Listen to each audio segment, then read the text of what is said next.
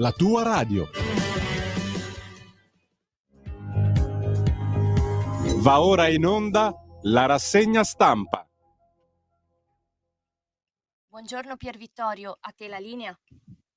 Buongiorno Natalia e buongiorno a tutta l'Italia. Natalia, ti chiedo subito se mi sentite, se vedete bene la condivisione schermo. Tutto perfetto, sì. Grazie Natalia. Allora, di nuovo buongiorno a tutti voi, alle nostre ascoltatrici, ai nostri ascoltatori, voi che siete sempre dei patrioti innamorati della libertà. Ed è una libertà a cui tutti noi aspiriamo, sicuramente quella dai tanti conflitti che insanguinano il mondo e alcuni di essi, come sapete, sono anche vicini a noi, al nostro continente europeo, sono alle porte dell'Europa, come per esempio quello in Ucraina. Parleremo di quest'ultimo anche alla luce dello scandalo Tangenti che ora fa tremare Zelensky e in relazione a questo scandalo, come sapete, il vice premier Matteo Salvini ha dichiarato che appunto continuare l'invio di aiuti all'Ucraina, proseguire quindi su questa strada può sicuramente alimentare un'ulteriore corruzione. Ma durante questa rassegna stampa di oggi poi ci occuperemo anche della manovra economica, dopo che sono stati presentati oltre 5.700 emendamenti e analizzeremo infatti anche l'intervista del vice ministro dell'economia Leo per il Corriere della Sera di oggi. Sentirete poi anche l'intervista che abbiamo registrato l'altro giorno al deputato della Lega Eric Pretto. Con lui abbiamo ragionato di queste prossime elezioni in Veneto, con Luca Zaia capolista in tutte le province e con la candidatura a governatore di un giovane talentuoso e radicato sul territorio come Alberto Stefani. Ma non solo, perché poi con l'onorevole Pretto abbiamo anche parlato di una misura antimafia di cui si era già occupato in commissione bicamerale e che è stata volutamente inserita anche nel programma elettorale della Lega per il Veneto. Alle 9:15 poi ci collegheremo con il nostrissimo Matteo De Sio, come sapete conduttore per il lunedì mattina del programma Te la ridò io l'America, e con lui commenteremo la fine di questo shutdown negli Stati Uniti, ma anche le recenti tensioni fra il Venezuela di Maduro e gli Stati Uniti, e poi affronteremo anche la riforma della giustizia. Torneremo su questo tema, anche vista la gaffe di Nicola Gratteri che aveva citato una falsa intervista a Falcone. Vi ricordo sempre che le vostre opinioni sono fondamentali, quindi terremo il consueto filo diretto con voi, intervenite sempre chiamando allo 0292 94 7222, 3 volte 2 finale, potete scrivere i vostri messaggi quindi nei commenti sotto le dirette Facebook sia della pagina della radio che della Lega, potete mandare anche i vostri messaggi al numero WhatsApp della radio, il 340 6709 659 e naturalmente vi ricordo sempre anche le nostre coordinate, quindi da dove potete seguirci, dal canale digitale della Radio DAB ovviamente, dicevamo dalle pagine Facebook di Radio Libertà e della Lega, sempre dal nostro nuovo sito internet www.radiolibertà.net, sempre aggiornato, tanti articoli, tanti approfondimenti e sempre dalle app di Radio Libertà, quindi per entrambi i principali sistemi operativi iOS e Android e naturalmente anche dal canale YouTube. Vi rinnovo anche sempre l'ulteriore e ultimo invito, quindi se siete stufi di questo panorama mediatico in cui imperversa, spadroneggia il politicamente corretto, abbonatevi a Radio Libertà, sosteneteci, basta davvero poco per aiutare una radio che è un unicum in questo panorama e quindi andate sulle sezioni abbonati e dona ora del nostro nuovo sito internet. Ma allora, dopo i consueti avvisi, ecco qui la prima pagina di Libero, ve la zoom, vedete, ecco la tassa Landini.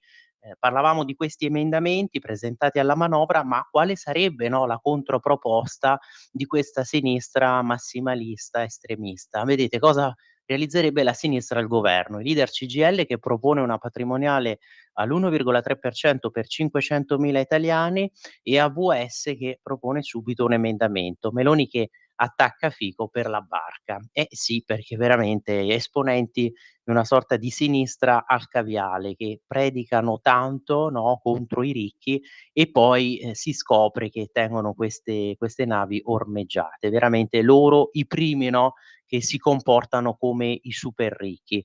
I soldi all'Ucraina e la pace è difficile, invece l'editoriale di oggi di Mario Secchi sulla postura che dovrebbe adottare l'Italia di Giorgia Meloni a livello internazionale e quindi anche, su quel che è stato definito su quello che è stato definito una sorta di duello tra il vice premier Matteo Salvini e Crosetto, proprio perché Salvini, lo dicevamo prima, ha ribadito che attenzione, alla luce di tutto questo che sta venendo fuori, di questi scandali di corruzione in Ucraina, poi vedremo anche dal Fatto Quotidiano che oggi si occupa del tema con un reportage su tutte queste tangenti. Ecco, quindi alla luce di questo Matteo Salvini aveva dichiarato: "Evitiamo, no, di mandare ancora tutti questi aiuti economici se il rischio è quello". Crosetto poi aveva risposto, avevate visto, no, dicendo: "Ah, ma allora anche gli americani non avrebbero dovuto aiutare l'Italia, dopo il secondo dopoguerra nel secondo dopoguerra, proprio perché comunque per un tessuto di magari, che ne so, per qualche esponente mafioso corrotto". Sta di fatto però che è anche opportuno, utile, noi l'abbiamo sempre ridetto, che insomma bene evitare questa escalation e finalmente terminare anche questo massacro. E poi sul tema leggeremo anche l'intervista, l'intervista ma anche l'analisi, condotte da Rampini per il Corriere della Sera di oggi su quelle che sono le operazioni sul campo proprio e la strategia militare che vuole seguire Putin, ma torniamo appunto sull'editoriale di Mario Secchi, quindi le risorse per l'Ucraina, la pace è difficile. E qui a proposito di questo duello, no, lui scrive: "Contrapporre le preoccupazioni di Matteo Salvini sulla presenza della corruzione a Kiev a quelle di Guido Crosetto sulla necessità di difendere il confine orientale dell'Europa, di cui l'Ucraina è il nostro primo bastione, riduce il problema allo scontro tra bianco e nero che fa comodo solo a chi vuole fornire l'immagine falsa di un governo che non possiede una linea, ce l'ha ed è solidamente atlantista", qui scrive Secchi. Mentre la questione per noi, per l'Europa intera, invece assume un significato esistenziale. Salvini si preoccupa della destinazione dei fondi e del loro utilizzo, tema aperto da tutte le cancellerie europee. Crosetto si fa carico della postura strategica dell'Italia, dei rapporti con gli alleati e in particolare della nostra relazione diretta con Washington. Questo dibattito è da tempo materia viva a Bruxelles, i leader dell'Unione chiedono che Kiev faccia le riforme e vada verso una democrazia compiuta, cosa che oggi non è. Attenzione, questo è un passaggio però da non trascurare quando viene scritto una democrazia compiuta a proposito dell'Ucraina, che non lo è ancora, perché spesso vi ricordate quando si osava farlo notare, visto che si contrapponeva sempre la Russia di Putin, ovviamente no, vista, descritta, dipinta come un regime tirannico, e dall'altra parte sembrava che invece appunto si contrapponesse una democrazia perfetta, compiuta. Volodymyr Zelensky è sottoposto a pressioni politiche interne enormi, ma anche egli sa che in queste condizioni, va detto con chiarezza, l'Ucraina non possiede più le carte in regola per entrare nell'Unione Europea. Lo stallo della trincea si riflette sulle istituzioni. Kiev è governata con la legge marziale e 3 anni di guerra non finita, senza una exit strategy realista che conduca Vladimir Putin al negoziato, che non si realizza né con l'escalation senza obiettivi né sventolando bandiera bianca.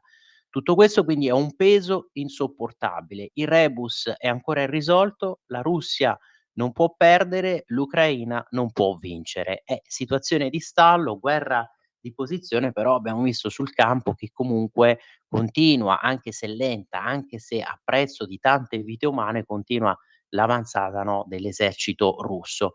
Quindi in sostanza, sembra da quello che scrive qui Secchi, no, che appunto la linea unitaria del governo, i necessari distinguo, le sfumature diverse, però a proposito di queste sfumature vi ricordate che anche nelle precedenti puntate s'era detto a proposito per esempio dell'operazione Strade Sicure, Crosetto aveva sostenuto che forse era il tempo di revocarla e che probabilmente questi militari dovrebbero essere impegnati più per operazioni collegate alla difesa. E invece poi, se vi ricordate, la risoluzione della Lega, del deputato leghista, Zoffili, che aveva precisato: "Ma attenzione, perché in alcune città, presso alcune stazioni ferroviarie, insomma, probabilmente lo scenario è forse un po' da guerra", no, come diceva, vi ricordate un tempo anche con un video aveva fatto vedere il generale Vannacci, poi leggeremo anche il suo articolo in cui precisa quelle dichiarazioni, quelle affermazioni l'inizio del ventennio, ecco. Vannacci vi ricordate, rilasciò un video in cui faceva vedere che lui uscendo dalla stazione Termini di Roma, attraversando le strade contigue, si trovava come in uno scenario bellico, perché ti inizi a muovere, ti inizi a guardare intorno e vedi che ci sono persone sospette, persone che ti fissano, persone che stanno lì e capisci che sono pronte a borseggiarti, a rapinarti, ad aggredirti. Ecco, per evitare questi scenari di guerra s'era ribadito forse, rivolgendosi a Crosetto, questi militari delle strade sicure, no, dovrebbero rimanere presso le stazioni ferroviarie a presidiare i nostri centri città, per evitare che poi diventino quei luoghi che possano essere teatro di spaccio o di altri crimini, di altri reati. E poi invece le proteste sempre violente dei Pro-Pal, vedete studenti in piazza, dei Pro-Pal e di tutto questo mondo movimentista, agenti feriti, treni bloccati e deliri anti-esecutivo. Ma insomma, l'invito è quello di tornare a studiare. E poi la lista dei terroristi, Trump che mette fuori legge gli amici della Salis, qui andiamo a pagina 2, e poi l'intervista a Ilaria Cavo, la Genova del PD, dell'altra Salis, in mano agli estremisti. Allora vedete, andiamo un attimo lì, poi quello che vi dicevo del duello Salvini-Crosetto sulle armi a Kiev, il leghista rischio corruzione, il ministro no a generalizzazioni. Allora andiamo un attimo appunto questa parte interna di Libero, vedete pagina 2, gli studenti no Meloni che assaltano la polizia e bloccano le ferrovie, bel modo, no, di manifestare. Gretini dei Fridays for Future e Propal che assediano la stazione di Torino, 8 agenti feriti e 20 treni soppressi. A Bologna è invasa l'università, disordini a Milano e Roma, sono le prove in vista dello sciopero generale. Ecco qui, vedete le scene, manifestanti che attaccano la polizia durante l'assalto al palazzo sede della città metropolitana di Torino. E qui altre immagini, come al solito, che sventola la bandiera del CE e poi questo manifesto del Quarto Reich, guardate qui con Trump e tutti gli altri del governo, quindi il governo italiano, e qui si vede Giorgia Meloni, si vede Matteo Salvini con questi elmetti insomma. Manifesti affissi per strada a Torino con Trump, Netanyahu, Meloni e Salvini a fianco ai movimenti pro-Pal. Scrive Alessandro Gonzato, cause perse, sullo striscione che ha aperto il corteo c'era scritto resistenza climatica. I gretini hanno indetto lo sciopero globale per il clima, hanno scioperato scagliandosi sulle forze dell'ordine, pseudo-ecologisti e CGIL che scenderanno in piazza anche oggi, ultime prove in vista dello sciopero generale del 28 novembre, per ribadire l'urgenza di una transizione ecologica giusta, fondata sul lavoro dignitoso, sui diritti e sull'equità sociale. Che poi, a proposito di resistenza climatica, no, avete seguito negli ultimi giorni il dietrofront clamoroso, proprio di Bill Gates, lui che era stato un sostenitore di questo spauracchio, uno di quelli che appunto si stracciava le vesti insieme alla Greta per questo cambiamento climatico che sarebbe, no, improvviso, sarebbe grave, andrebbe evitato.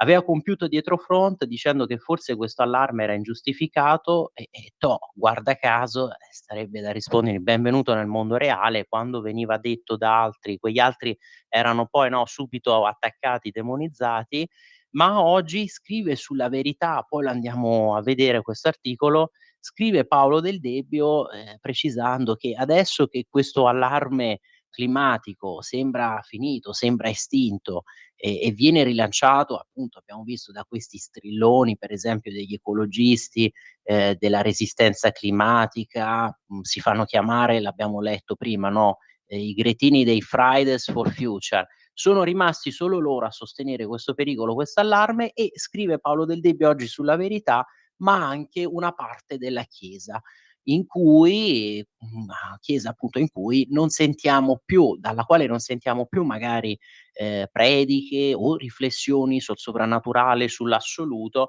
ma invece, scrive Del Debbio, invece di sentire, ecco, questi sermoni, queste prediche, ci sentiamo i pistolotti alla Greta Thunberg o appunto alla Bill Gates prima di questa inversione a U, prima di questo dietrofront. I manifestanti si sono esibiti pure a Roma, bruciamo i fascisti, cacciamo il governo, gli antagonisti hanno poi dato fuoco a decine di volantini che richiamavano il ventennio. Il serpentone ha raggiunto il Ministero dell'Istruzione, giovani, meno giovani e vista l'età pluriripetenti hanno esposto i manichini con il volto della premier, del senatore Gasparri e della Bernini, ministro dell'università. Insomma, i soliti noti.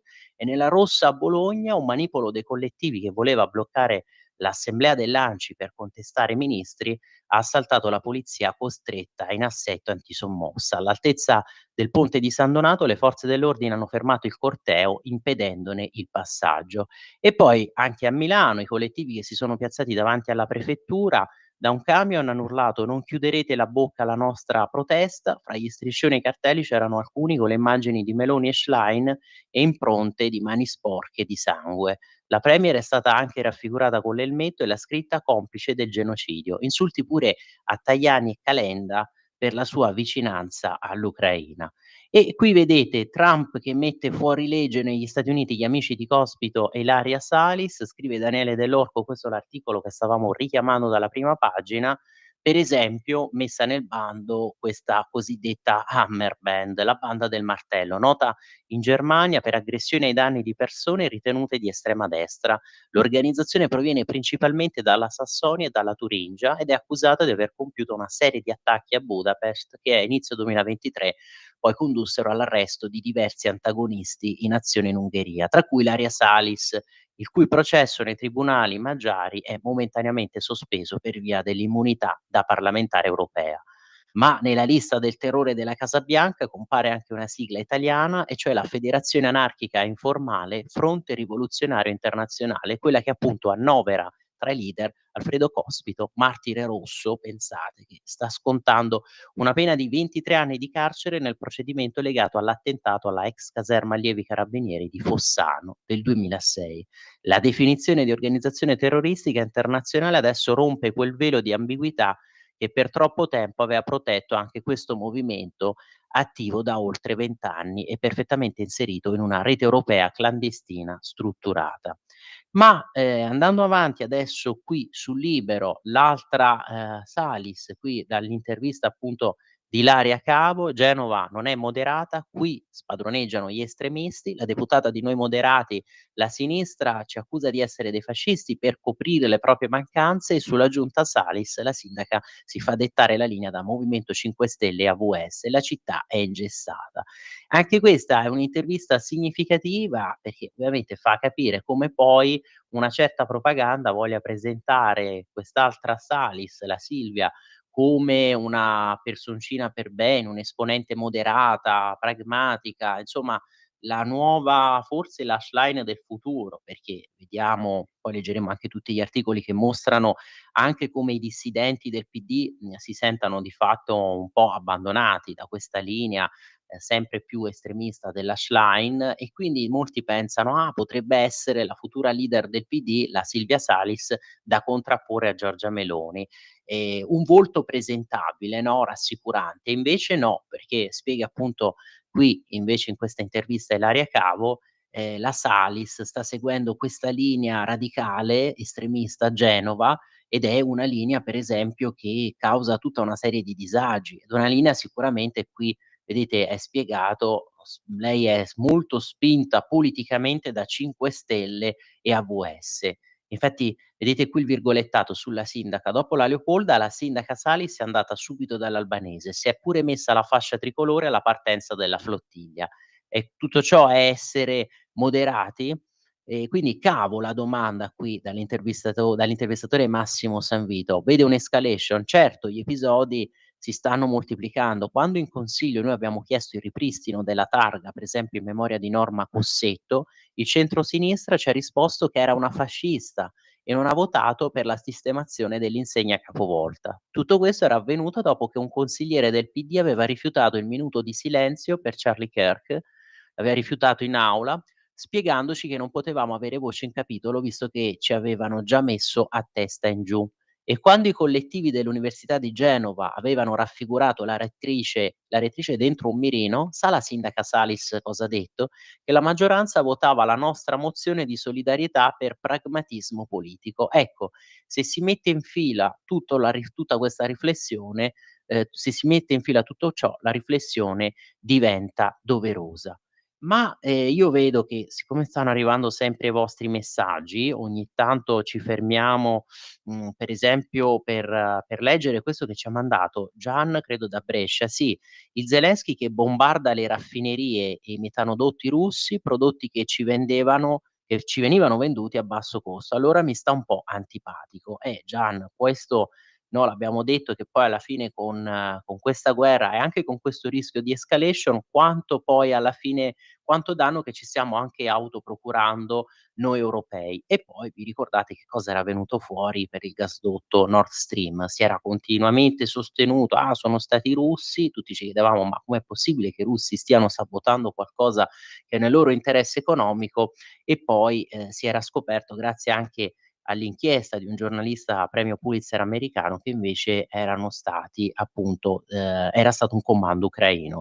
Un messaggio per esempio da Maurizio: "E non si parla più dei vari tentativi di Zelensky di portare la NATO in guerra. Dopo aver fatto saltare il gasdotto tedesco, fatto volare droni sulle città per spiare cosa, ed ora prendere un MiG per fare bombardare una città europea e poi" questo, no, che ci scrive Maurizio in riferimento alle accuse di possibili false flag organizzati dall'Ucraina, false flag per incolpare la Russia e quindi accelerare l'escalation. E poi il rimpasto per corruzione non è un caso in Ucraina, ma la normalità e non si vota con scusa guerra. Basta bacini, vero Meloni.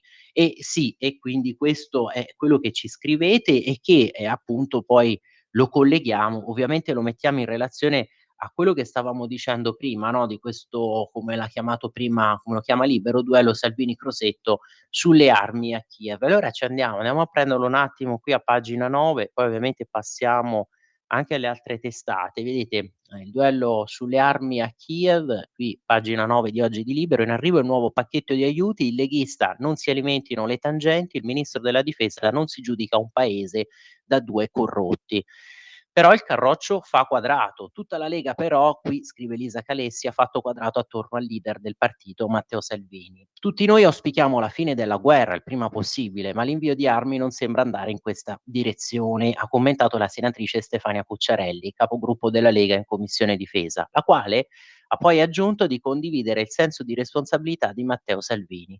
Prima di offrire altri aiuti finanziati con i denari dei lavoratori e dei pensionati italiani, è doveroso però fare chiarezza sugli scandali di corruzione. Ed è intervenuto anche il deputato Alessandro Gigliovigna, presidente della Commissione Politiche UE, secondo cui le notizie che arrivano da Kiev sollevano interrogativi che non possono essere ignorati.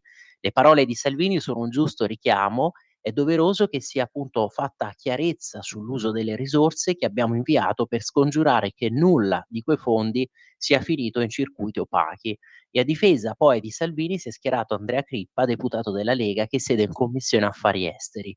Le parole di Salvini sono un richiamo di buon senso. Prima di impegnare altri fondi degli italiani è indispensabile capire se mentre i militari ucraini combattevano, qualcuno vicino a Zelensky abbia approfittato della situazione per arricchirsi.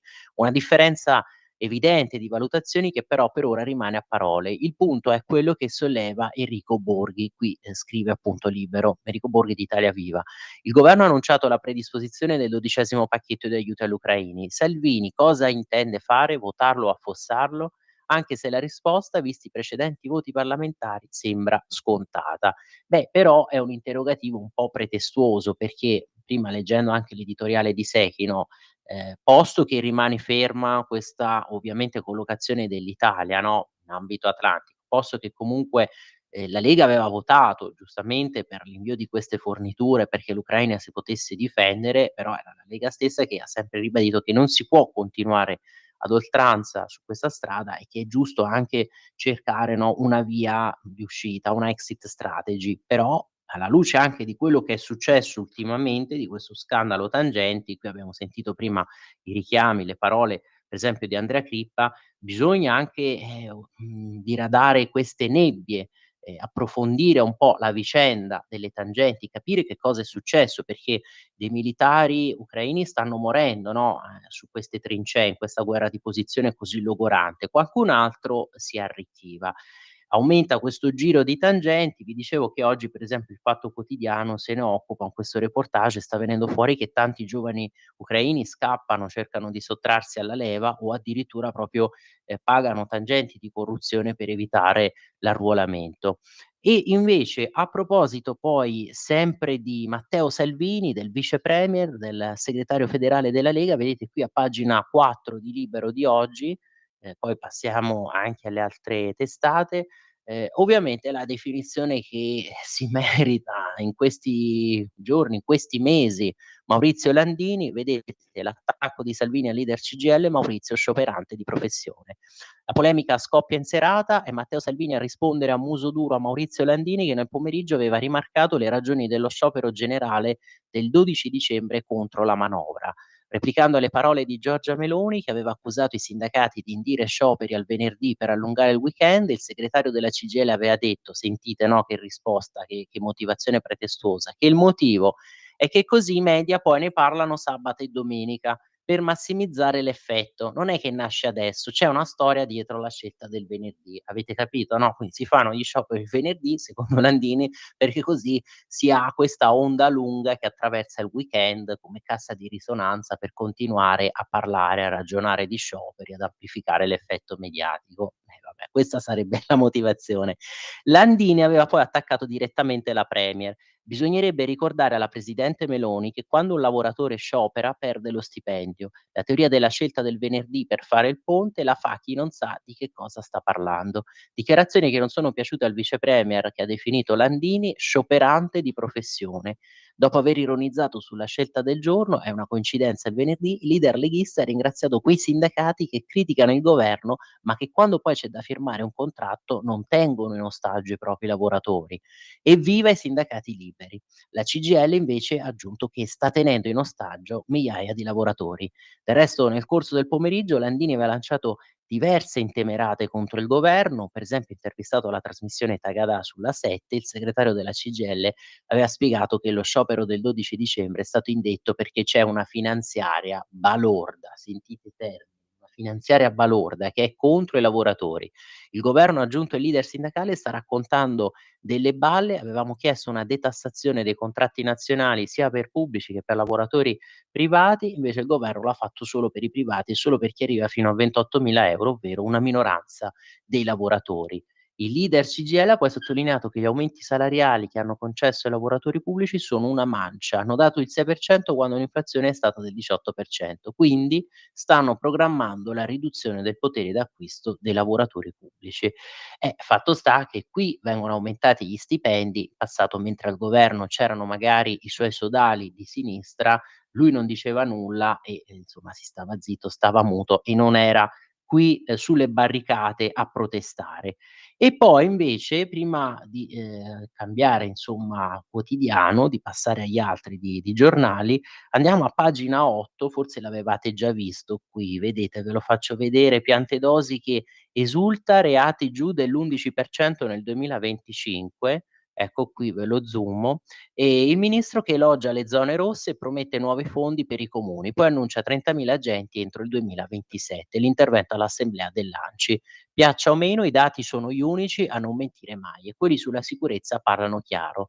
Comparando quelli di quest'anno con quelli di 10 anni prima, noi riscontriamo un calo complessivo dei reati dell'11% e qui ovviamente si apre una riflessione che già abbiamo sviluppato altre volte, cioè i dati statistici sono fondamentali e ovviamente poi alla fine, servono anche per capire com'è la situazione, però sta di fatto che magari in alcuni contesti, in alcune aree prevale invece una percezione magari di insicurezza e questa poi, dipende anche dal fatto che, ci possono essere, delle decisioni molto discutibili, l'abbiamo detto, per esempio da parte di alcuni magistrati che poi alla fine si ritrovano a liberare criminali, magari stranieri, che sono già sulla strada a delinquere. Io ve lo sto dicendo perché poi anche con la Verità di oggi, no, ci sono, ovviamente delle analisi su questa vicenda, su queste vicende, su questi episodi e perché poi Libero stesso di oggi con la riflessione l'editoriale di Capezzone lo riporta. Cioè poi alla fine questa sensazione di insicurezza da che cosa dipende? Anche dal fatto che poi la certezza della pena viene meno, è compromessa. Qui lui scrive, scusatemi, ma perché sono le 8:30, allora prima della pausa ve lo lancio, poi ci torniamo. Quante norme penali, qui scrive Capezzone, vedete, no, siamo a pagina 12, meglio tardi che mai. A proposito, alcuni interventi della ANM, l'Associazione Nazionale Magistrati, e scrive Capezzone: "Quante norme penali da almeno 6 lustri sono state contestate sul nascere come se le Camere non potessero agire senza il permesso dei magistrati". E poi quello cui volevo portarvi: quante norme in materia di immigrazione sono state oggetto di interventismo oggettivamente a sfondo politico della magistratura, addirittura con un ministro messo sotto processo, l'attuatore si tratta Matteo Salvini, adesso avete visto il ricorso pure per saltum direttamente in Cassazione evitando l'appello, messo sotto processo per atti legittimamente compiuti nell'esercizio delle sue funzioni. E quindi poi il cittadino per questo sviluppa anche una sensazione di insicurezza, perché poi, rivede che gli stessi criminali, delinquenti, magari stranieri, stanno di nuovo, no, in giro per le strade liberi, liberati dai magistrati a ricommettere reati. 8:31, allora Natalia giustamente la pausa, noi ci ritroviamo fra pochissimo. Sempre più liberi con La tua radio è il nuovo sito che mette in prima pagina opinioni, firme, notizie, uno sguardo nuovo e originale sui fatti che ci circondano. Il nuovo quotidiano online, semplicemente radiolibertà.net.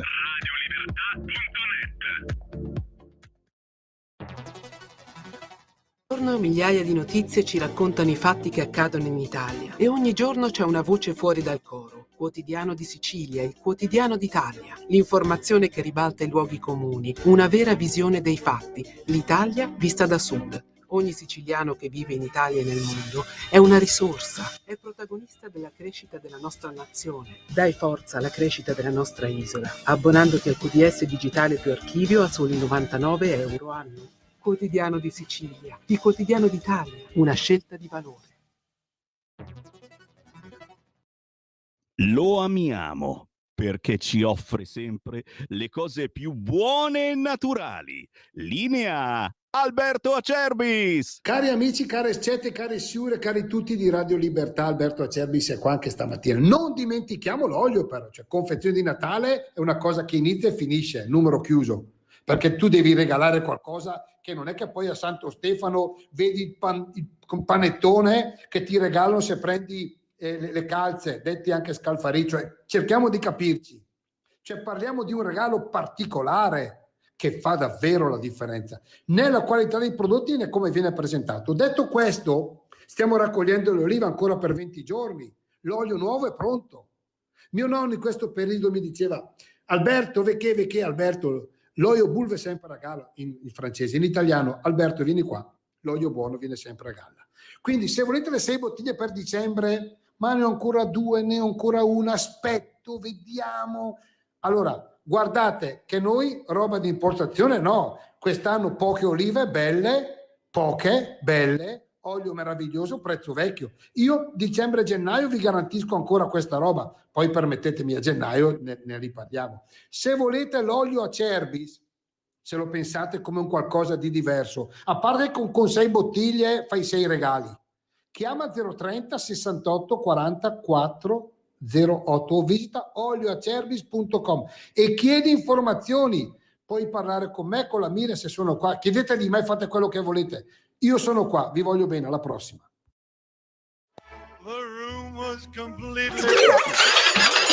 Stanco di perderti i tuoi programmi radiofonici preferiti? Vorresti la tua musica, le tue voci amate sempre con te, ovunque tu vada? Radio Libertà, l'applicazione che trasforma il tuo smartphone e tablet nella tua radio personale. Scaricala ora, è gratis per i dispositivi Android e iOS. Avrai tutta la programmazione quotidiana di Radio Libertà a portata di mano. Scopri di più su radiolibertà.net. Semplicemente la tua radio. Di nuovo a te la linea, Pier Vittorio. Grazie Natale. Allora vedete eravamo qui a pagina 8 di Libero commentando poi le dichiarazioni del ministro Piantedosi, ministro dell'Interno per il suo intervento all'assemblea dell'ANCI, ministro che appunto dicevamo elogia le zone rosse e che poi ha spiegato questi risultati sul calo dei reati. Quindi rispondendo alle polemiche relative ai numeri dei reati commessi nel 2024. Quindi ha sottolineato che nei primi mesi poi del 2025 di quest'anno registriamo un ulteriore decremento dell'8% rispetto allo stesso periodo del 2024 e in alcune aree, ha aggiunto Piantedosi, questa flessione è avvenuta in maniera ancora maggiore e questi dati sono a disposizione di tutti, quindi risultati incoraggianti che ora necessitano di essere confermati. Per questo il Ministero ha lavorato a fondo e in sinergia con il MEF per stanziare nuovi fondi con la manovra finanziaria.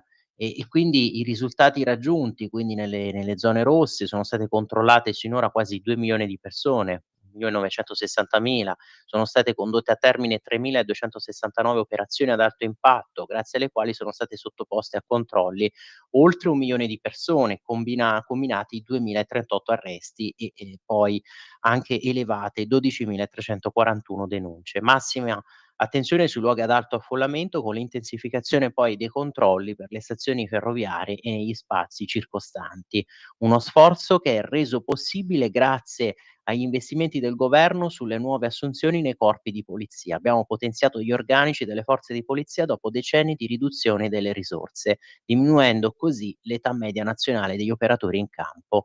E poi l'ulteriore impegno di Piantedosi in vista della fine della legislatura, nel 2027 verranno assunti altri, pensate, 30.000 operatori delle forze di polizia.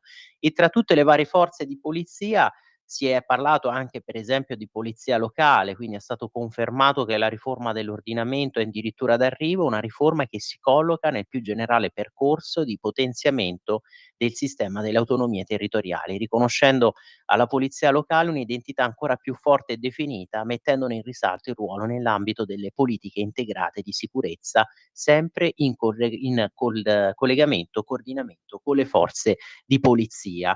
Ma a proposito poi di manovra, io voglio un attimo condurvi anche qui, sull'infografica di pagina 4 di Libero, vedete la manovra 2026, così dopo l'ok della Ragioneria di Stato, per esempio a proposito di fisco e IRPEF, questo no, ne abbiamo parlato, ammonterebbe ecco a 9 miliardi in 3 anni la riduzione dell'aliquota, quindi a 35 a 33% per i redditi tra 28 e 50.000 euro e qui sapete tutta la polemica per cui, no, è stato detto a sinistra: "Ah, ma voi state aiutando i ricchi", e la risposta è stata: "Ma con questo caro vita, con questa inflazione voi considerate ricchi chi guadagna, che ne so, 29.000 € di reddito, no, dichiarato l'anno. Pensioni, sterilizzazione, aumento dell'età pensionabile, proroga APE sociale", e qui la spesa che ammonterebbe arriverebbe a 460 milioni nel 2026. Oppure sanità, rifinanziamento del fondo sanitario, quindi spese per 7 miliardi, 2026, 5,7 2027. PNRR, rimodulazione spese del piano, entrate per 5 miliardi nel 2026. E a proposito poi del PNRR, la grande questione è: ma quando poi finirà? Come i comuni riusciranno a garantire ancora un piano di investimenti, un impegno continuo nell'investimento pubblico? Famiglie e caregiver, bonus madri, quindi con più o 2 figli, carta dedicata a te, sostegno caregiver, la spesa che qui arriva a 1,6 miliardi nel 2026.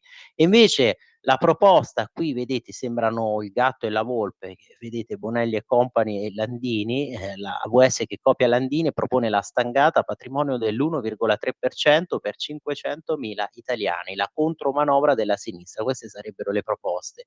Bonelli e Company che vogliono un'imposta sulla ricchezza oltre i 2 milioni di euro per raccogliere 26 miliardi da destinare a sanità e istruzione. L'opposizione presenta 16 emendamenti comuni chiedendo di introdurre il salario minimo.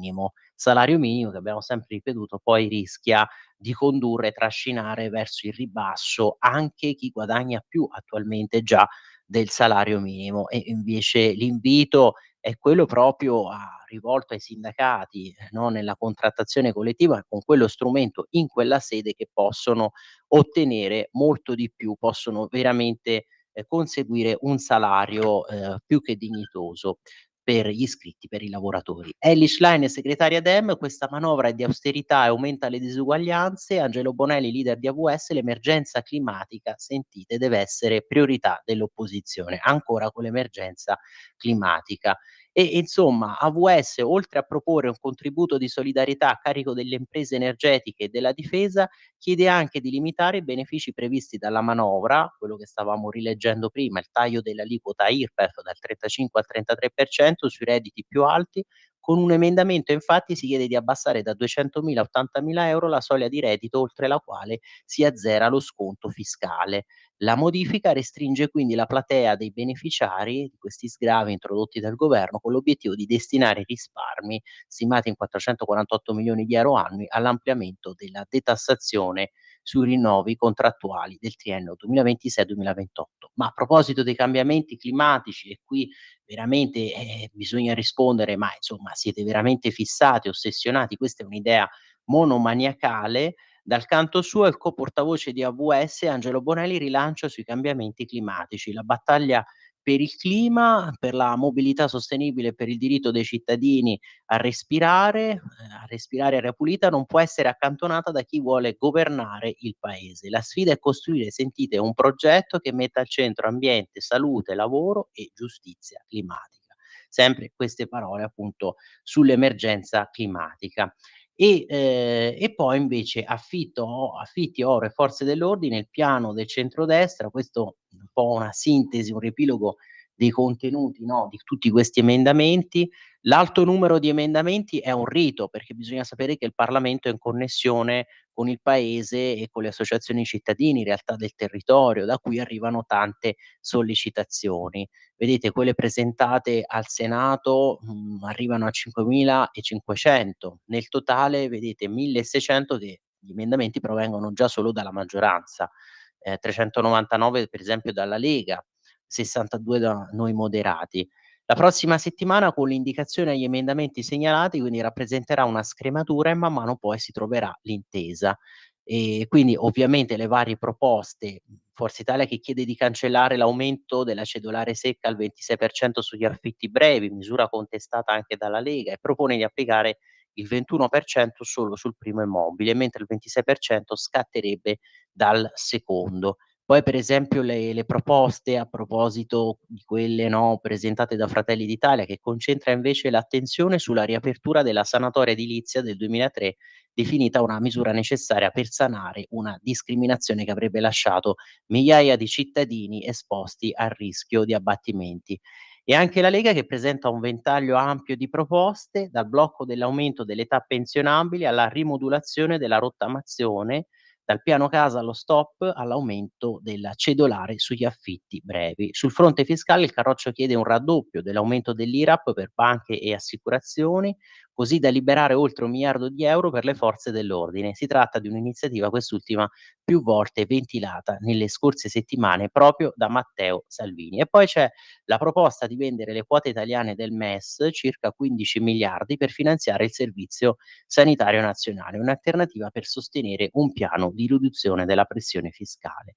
8:43, ancora tanti vostri messaggi, per esempio ci scrive, vediamo se credo forse Maurizio, su Piantedosi calano i reati, no, calano le denunce dei cittadini, tanto sanno che poi ci sarà il nulla. Sfiducia colossale nello Stato e costi inutili. Eh no, Maurizio, qui come ti dicevo, sicuramente ci può essere, no, è diffusa questa percezione anche per colpa, lo dicevamo, di alcune decisioni giudiziarie che sono assurde, che lasciano sconcertati i cittadini, però le statistiche non mentono, i numeri sono questi. Poi sicuramente, questa sensazione, ripeto, può essere diffusa quando il cittadino vede che, pluripregiudicati vengono trattati in un certo modo e insomma che poi arrivano delle decisioni effettivamente sconcertanti per il buon senso, per il senso comune di chi appunto è una persona per bene, di cittadini esemplari. Parliamo invece della nuova stasi europea contro la libertà di espressione, vedi Max del Papa. Eh sì, una libertà di espressione che è a rischio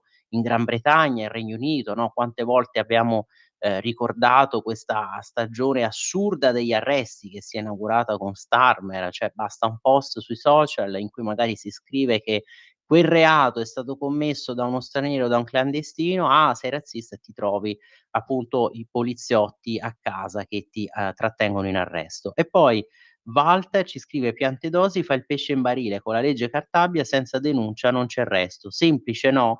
Beh, però attenzione, qui poi bisogna anche vedere come vengono gestite, Walter, le singole denunce dal PM di turno, come vengono valutate le notizie di reato, come si decide l'archiviazione, come si decide poi di andare avanti nelle indagini. E a proposito di questo, avete sentito poi la battuta proprio folgorante al vetriolo del ministro Lollobrigida contro Gratteri, proprio per quella gaffe dell'intervista fasulla, fake, che sarebbe stata rilasciata proprio da Falcone. Lui poi, Gratteri, ammettendo insomma lo scivolone, aveva detto: "Ah, colpa di persone poco serie che me l'hanno passata", però poi Lollobrigida aveva detto: "Attenzione, perché, se Gratteri, si comporta così, cioè in maniera praticamente, così, molto disinvolta, anche quando gli arrivano delle notizie di reato, delle denunce, beh, allora c'è insomma da aver paura, ecco, perché un minimo di verifica delle fonti, un minimo di verifica dell'attendibilità di quello che ti viene consegnato." Infatti poi vedo che per esempio anche, no, ieri appunto sia il Foglio che il Giornale l'avevano rilanciata questa dichiarazione, questo commento, Lollobrigida: "Gratteri, sbalordisci che usi interviste fake di Falcone. Se fa anche le indagini così, in questo modo, puntini, puntini." Ma allora, io vedo poi sono arrivati anche altri messaggi, per esempio, questo sulla corruzione, Salvini per quello la corruzione in Ucraina. E allora andiamo subito sul Fatto Quotidiano, perché vedo sono le 8:46, così facciamo questo giro di tutte le varie testate, perché allora, prima pagina del Fatto Quotidiano, con editoriale proprio di travaglio su questa situazione, "Il silenzio è d'oro", vi ricordate, no, l'apophthegma, il detto che dice: "Il silenzio è d'oro, la parola è d'argento", e qui lui esordisce scrivendo: "La notizia che a Kiev, mentre i soldati vengono mandati al macello senza più uno scopo, i fedelissimi di Zelensky che rubano tutto il rubabile dai fondi e dalle armi inviati da NATO e UE senza alcun controllo, viene accolta in Italia e nel resto d'Europa con un misto di sorpresa e incredulità." E lui qui risponde a tutto questa, no, serie di commenti: "Ma come? Noi paghiamo, gli ucraini crepano, il regime sguazza tra mazzette e water d'oro, bidet, rubinetti d'oro massiccio, ma Zelensky", e qui Travaglio si diverte a riportare questi commenti, no, che dipingevano Zelensky come una sorta di nuovo grande statista. "Non era il nuovo Churchill, Nancy Pelosi e Messaggero, il De Gaulle ucraino, Prospect Magazine, il redivivo Scipione l'africano", scrisse Minzolini sul giornale, "e la sua Ucraina non era incorruttibile?" Zafesova sulla Stampa: "In realtà bastava leggere l'inchiesta internazionale Pandora Papers del 2021 per sapere che Zelensky è una creatura dell'oligarca, prima latitante ora detenuto, Ihor Kolomoisky, re dei metalli, finanziatore di milizie fascio nazi, dall'Azov, il battaglione Azov, sapete, no, a Dnipro, e titolare della TV1+1 che lo lanciò, e che il presidente ucraino ha una villa a Forte dei Marmi con 6 camere da letto, 15 stanze, parco piscina, acquistata nel 2017 per 3,8 milioni, intestata a una società italiana controllata da una cipriota." Nella conclusione quindi, questi sono, a proposito di quello che è successo, no, che, appalti gonfiati, adesso vediamo anche il reportage. Tutte queste notizie, come i fondi per esempio per le uniformi e persino i 170 milioni versati dalla NATO per costruire trincee di legno, sono notizie che non possono, sicuramente galvanizzare il morale delle truppe superstiti, intrappolate nelle sacche russe da Pokrovsk a Kupiansk, in attesa che Zelensky, il generale Sirski, una sorta di Ali chimico, il comico ucraino, la smettano di millantare successi e resistenze o di incolpare la nebbia e suonino la ritirata finché ci sarà qualcuno vivo da ritirare. Sapete, no, in questi giorni quanto si è ironizzato purtroppo su questa nebbia, perché sembrava che poi questi avanzamenti fossero stati possibili, non lo so, grazie a una sorta di potere soprannaturale, come in quegli horror lì sulla nebbia, Silent Hill. No, che sul campo continua questa avanzata russa. Dinanzi alla disfatta militare e morale dell'Ucraina con i nostri quattrini, i governi europei, conclude qui Travaglio, tacciono imbarazzati. Per promettere altri quattrini, vista la fine che poi alla fine fanno, attendono tutti che la gente dimentichi le foto dei water d'oro. tutti tranne uno, il più sveglio della compagnia, e qui figuriamoci, no, si lancia in un'altra irrisione, travaglio, e qui viene irriso appunto Antonio Tajani che, temendo di essere preceduto da qualcun altro, si affretta ad annunciare un nuovo pacchetto di aiuti a Kiev nelle prossime ore, casomai non sapessero più cosa rubare, chiusura graffiante al vetriolo contro questi corrotti. E quindi Salvini, per quello che ha detto, sulla corruzione ucraina che ci succhia il sangue, ci è piaciuto molto, ci scrive un nostro radioascoltatore. È stato grande, che non si lascia intimidire da Crosetto e dalle cavolate assurde che dice. Ha fatto questo paragone stupido, qui riferito a Crosetto, mafia siciliana contro corruzione delle istituzioni ucraine. C'è una bella differenza. E poi cosa c'entrano i russi se in galera ci devono andare i corrotti ucraini? Uno stupido personaggio. Se Salvini continua su questa strada, a votare la prossima volta ci andremo e voteremo Lega. E poi un altro messaggio: Crosetto ha degli interessi enormi per far continuare la guerra. Invece l'accusa principale di oggi, no, del Fatto Quotidiano, ribattezzato da alcuni il falso quotidiano, si vota in Campania, Fratelli d'Italia che riapre il condono edilizio, l'accusa principale è questa, una sorta di voto di scambio che in manovra adesso si vorrebbe riscrivere, inserire una norma di condono edilizio, e questo proprio per favorire appunto alcuni cittadini campani che sono attesi alle urne per queste elezioni regionali. Un esercito di abusivi nella regione il colpo di spugna che interessa una bella fetta di elettori. I regali di governo a chi fa il nero. Questo il Fatto Quotidiano di oggi. Però io volevo con voi andare, visto che ve l'ho citato prima, all'interno a pagina 8 e 9 del Fatto appunto di oggi, per queste, ipotesi di tangenti che qui vengono spiegate. Vedete, ve lo zoom perché se no non si legge bene. Tangenti Kiev, water d'oro, droni fasulli e chilogrammi di dollari, guai di Zelensky, tutti i casi. Quindi non solo Energoatom, in 4 anni coinvolta anche la difesa con gli appalti truccati. Poi la premier, la Sviridenko, durante con il suo virgolettato: "Durante una guerra su vasta scala ogni corruzione è per noi inaccettabile". E qui sono spiegati appunto alcuni passaggi. Intanto la frase di prima che ci è stata citata da un nostro radioascoltatore, stavamo riprendendo: "Pure in Italia", la frase di Crosetto, "pure in Italia c'era la mafia, ma gli USA ci aiutarono". Però appunto l'inchiesta qui condotta da Cosimo Caridi, i quasi 4 anni di guerra sono costellati di inchieste sulla corruzione, che è una piaga in Ucraina. Dopo l'ultimo caso da 100 milioni di euro, ieri un colpo d'ala di Volodymyr Zelensky ha scosso il governo, ha rimosso 2 ministri strettamente legati a lui, German Galushchenko, della giustizia, e Svitlana Grynkulk per l'energia, escludendoli anche dal Consiglio di sicurezza e difesa nazionale. E insomma rimozioni, ma non è più solo il caso della Kotlyska o le mazzette appunto su Energoatom. NABU e SAPO hanno scoperto un grosso schema, per esempio, di appropriazione indebita nella fornitura di droni e sistemi di guerra elettronica. Quindi secondo l'indagine, in questo biennio 2024-25, alcuni uomini politici, funzionari e figure della Guardia Nazionale avrebbero favorito fornitori preselezionati, firmando contratti a prezzi gonfiati e ottenendo quindi kickback fino al 30%. In un caso specifico sono stati acquistati droni, e poi vedete tutti questi altri armamenti, insomma, a prezzi superiori del 70-90% rispetto al mercato. Le perdite per lo Stato ammonterebbero a quasi 2 milioni di euro. Altri esempi, per esempio, di queste commesse: sempre nel settore della difesa è emerso un altro scandalo. Il Ministero aveva commissionato lo sviluppo del sistema del comando Zipin a un'azienda priva di reale esperienza, a un costo molto superiore e con prestazioni inferiori alle attese. Il risultato: fondi spesi, sistema inefficiente e responsabilità non pienamente chiarite. Un'altra inchiesta di NABU riguarda i reparti logistici delle forze armate. Alcuni dirigenti avrebbero manipolato appalti per favorire ditte compiacenti nell'acquisto di parti per l'aviazione.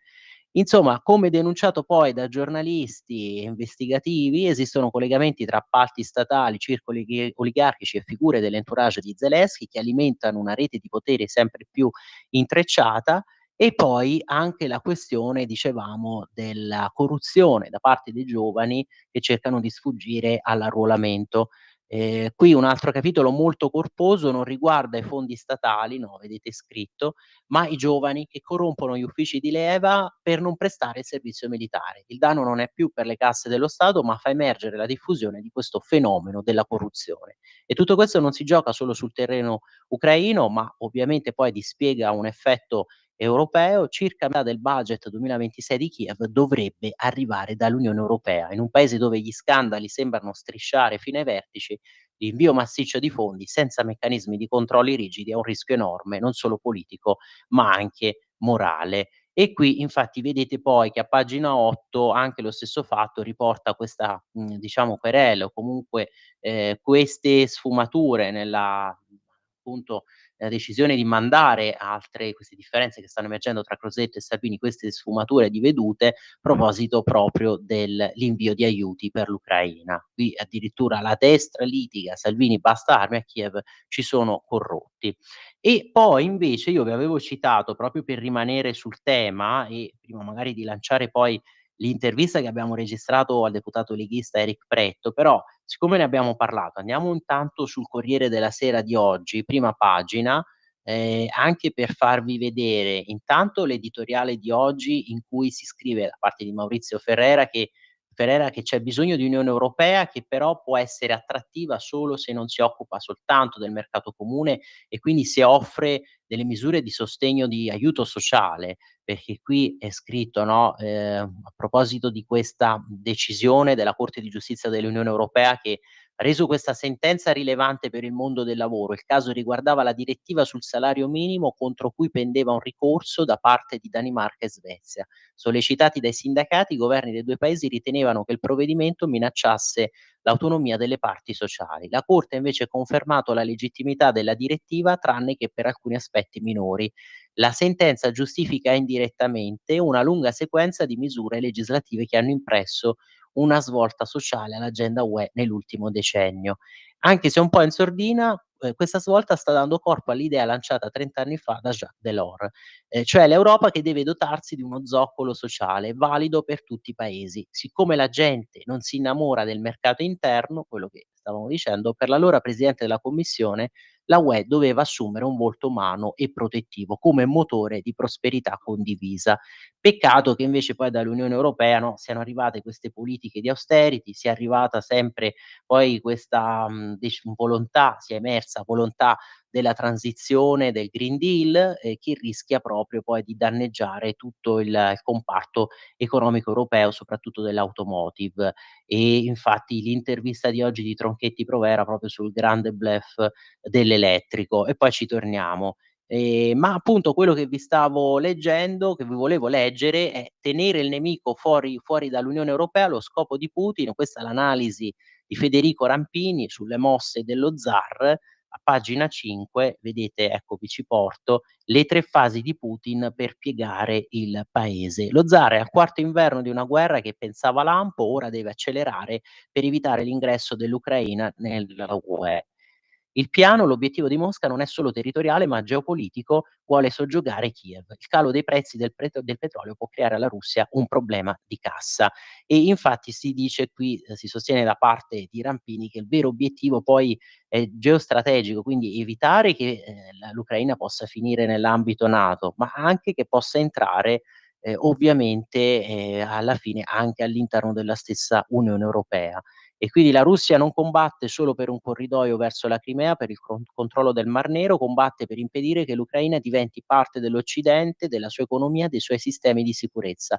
L'obiettivo strategico di Putin non è solo territoriale, è geopolitico. L'invasione del 2022 trae le sue origini nel 2013, quando Mosca fece pressioni sul presidente ucraino Viktor Yanukovych affinché non firmasse l'associazione con l'Unione Europea. E quindi poi qui ovviamente si fa riferimento anche ai problemi che sta affrontando pure Mosca, la Russia. Qui non nascondiamo che la stessa Russia poi abbia queste difficoltà, quindi il limite economico, no, perché si dice il tempo potrebbe essere a favore di Putin, che potrebbe continuare ad oltranza questa guerra di attrito, però c'è un limite economico, il calo dei prezzi del petrolio nel 2025 che pesa, gli attacchi ucraini hanno colpito la capacità di raffinazione interna e se si aggiungesse una vera stretta occidentale sulla cosiddetta flotta ombra, la rete di petroliere che trasportano il greggio russo verso India e Cina, eludendo le sanzioni, la Russia potrebbe trovarsi nel 2026 davanti a un problema di cassa. Insomma, il compito degli alleati è duplice: dare all'Ucraina i mezzi per resistere e convincere Putin che il tempo non è più dalla sua parte. E però, abbiamo detto, in questo modo si continua sempre la guerra e non si arriva mai appunto a un vero negoziato. E poi per il Corriere di oggi, perché vedo che appunto sono le 8:59, allora intanto l'apriamo e dopo ci torniamo dopo la pausa, e a questo punto, Natalia, cambiamo l'ordine che c'eravamo fissati, no, anche per far sentire, l'intervista che avevamo registrato al deputato Eric Pretto. Vedete, a pagina 9 invece l'intervista proprio al vice ministro dell'economia Maurizio Leo, e qui ovviamente spiegati alcuni passaggi, con poi la domanda, sul taglio dell'IRPEF, e qui giustamente ve lo anticipo, no, Leo risponde: "Ma insomma", perché la domanda dell'intervistatore qui di Enrico Marro è: "Sul taglio dell'IRPEF non si poteva fare di più, per esempio allargando il secondo scaglione a 60.000 €?" E la risposta, insomma, di Leo è anche indicativa, perché giustamente si è criticato tanto questa riduzione dell'IRPEF, perché si diceva: "Ah no, voi state aiutando i ricchi", ma allora, se mi chiedete perché non l'aumentiamo ad una platea maggiore, portandola per esempio appunto a 60.000 € questa riduzione, allora non va mai bene nulla. Allora in teoria andremmo a favorire una platea di persone ancora più ricche di quelli che sarebbero i cosiddetti, no, super ricchi favoriti già da questo taglio. Ma insomma poi tante altre domande, e noi naturalmente ci torniamo fra pochissimo, perché vedo sono già le 9:01, allora break e ci ritroviamo veramente fra poco.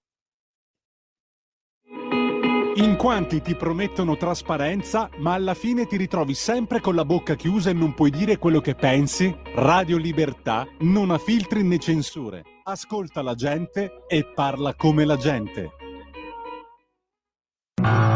Porta con te ovunque Radio Libertà. Scarica la app per smartphone o tablet dal tuo store o dal sito radiolibertà.net. Cosa aspetti?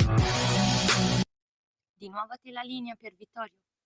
Grazie, grazie Natalia. Allora ritorniamo appunto a pagina 9 qui del Corriere della Sera di oggi con questa intervista. Vedete qui in primo piano: fisco sia le modifiche ma senza alterare i conti, imprese bonus più lunghi, il vice ministro Leo in 2 anni tasse ridotte per 21 miliardi. Quindi sono stati compiuti interventi sulle aliquote IRPEF, detassato i buoni pasto, incentivati i rinnovi contrattuali. Il governo è disponibile a modifiche in Parlamento purché a saldi invariati, e valuta aggiustamenti su dividendi, affitti brevi e possibili correzioni su richieste di Lega e Forza Italia. È stato semplificato l'iperammortamento evitando il meccanismo del credito d'imposta. E poi il suo virgolettato: rispettare gli equilibri di bilancio non è un capriccio ma un dovere morale verso gli italiani. La domanda che vi stavo anticipando, no, ma perché a questo punto, visto che, l'IRPEF, no, si è tagliato, si poteva allargare questo secondo scaglione a 60.000 €? La risposta appunto di Leo, della serie "non va mai bene nulla", e soprattutto prima,